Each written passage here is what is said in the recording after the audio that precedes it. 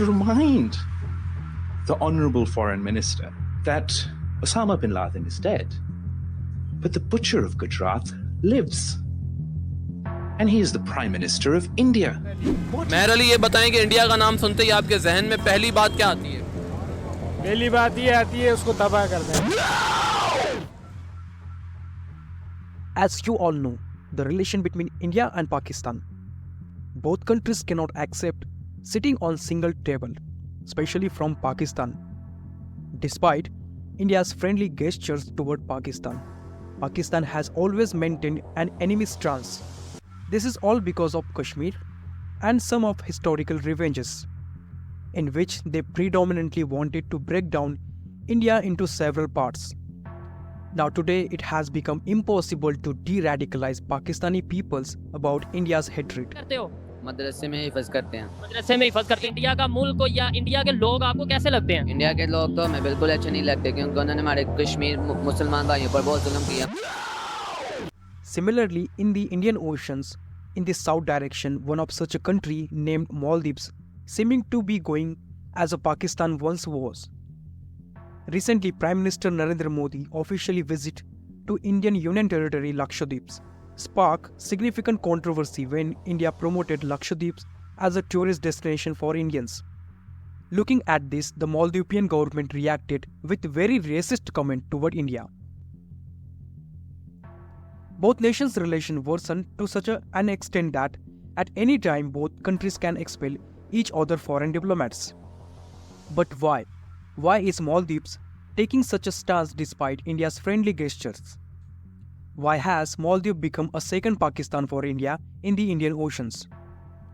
Let's try to understand this in detail.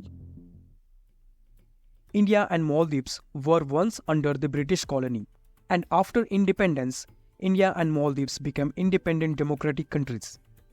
Since the initial day, India has been looking to its smaller neighboring countries as brother nations. Many incidents were spotted whenever India's neighbors fell into worsening situations, and India helped them wholeheartedly. India signed some agreement with these smaller island nations to facilitate countries' transactions smoothly and allow free movements of goods without charging any excise duty. One of the reasons why India did not promote tourism through its islands such as Lakshadweep and Andaman Nicobar is because of considering their neighbors' economy in mind. Maldives have received billions of dollars from India as fund, and tourists have spent even beyond $1 billion contributing to their economy. In order to avoid cascading tax, India has signed a double taxation avoiding agreement despite the fear of hawala, round-tripping and black money from the Maldives. It is clear that India looks toward as a brother, which is more than just a friend. Both are two different entities. Another reason is India's fear of China. India is hesitant about China's string of pearls strategy, predominantly designed while considering India in the Indian Oceans. China employs various tactics to counter India's dominance in the Indian Oceans. For that, China offers very lucrative projects and give millions of dollars in funding to build infrastructure, offering $1 billion of loan packages, and they are mostly out of pockets for such a small island nations. When these countries failed to repay, China acquired their land, ports, and used them as a military basis. For recent examples, Sri Lanka's Hambantota ports, which now come under the Chinese government. Before the presidential election of Maldives, Mohammad Moizu, he ran campaigns with the slogan of Out India, spreading hate speech about India and the Indian government in Maldives.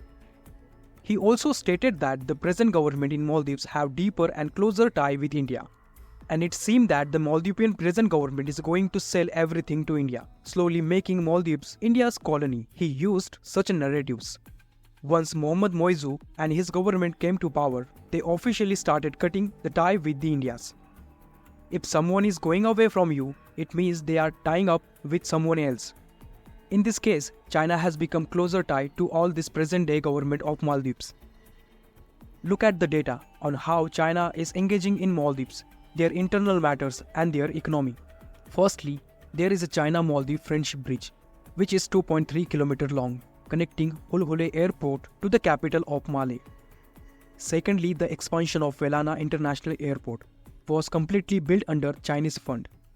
Thirdly, numerous housing projects and several renewable energy projects, as well as other infrastructures like power plant, road, and telecommunication infrastructures. All these things seemingly look much attractive, and you might ask, what is the problem with this? The problem is that most of the Chinese projects are offered as a loan without disclosing clear criteria. This is considered unsustainable lending without considering what happens if the countries become unable to repay.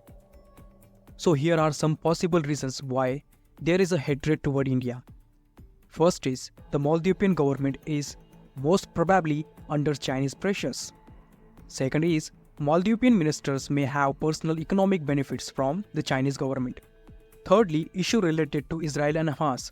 Being a Muslim country, Maldives may seem to oppose Israel and their aligned nations. Fourth is Pakistan influence in Maldives. And fifth is China's strategic interest in Maldives. In the end, the point is that the China's strategy becomes prevalent whenever there is a policy or conspiracy against India. China always involves itself in such a situation.